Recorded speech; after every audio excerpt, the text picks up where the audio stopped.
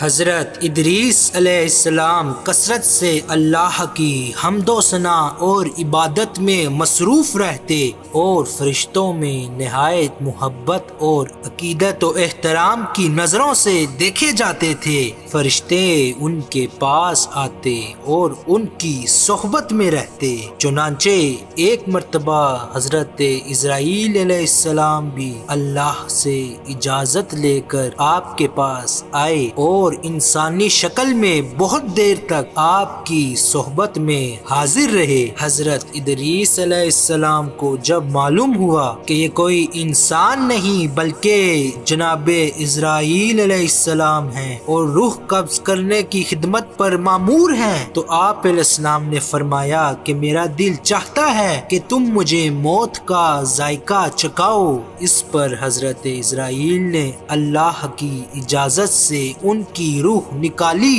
اور پھر واپس کر دی۔ اس کے بعد حضرت ادریس علیہ السلام نے ان سے فرمایا میں جنت اور دوزخ دیکھوں۔ چنانچہ حضرت اسرائیل نے اللہ سے اجازت لے کر انہیں دوزخ دکھائی۔ وہ دوزخ دیکھ کر جنت میں آئے اور بہت دیر تک وہاں کے مناظر دیکھتے رہے۔ بالآخر حضرت اسرائیل نے عرض کیا کہ اب واپس تشریف لے چلیے، مگر حضرت ادریس علیہ السلام نے کہا جب تک جنت و دوزخ کو پیدا کرنے والا مجھے یہاں سے جانے کا حکم نہیں دے گا اس وقت تک میں یہاں سے نہیں جاؤں گا۔ چنانچہ اللہ نے ایک فرشتے کو مقرر فرمایا کہ وہ ان کے درمیان فیصلہ کرے۔ حضرت اسرائیل نے اس فرشتے کو پوری صورتحال بتائی اور پھر حضرت ادریس علیہ السلام نے فرمایا کہ میں قانون خداوندی کے مطابق موت کا ذائقہ چکھ چکا ہوں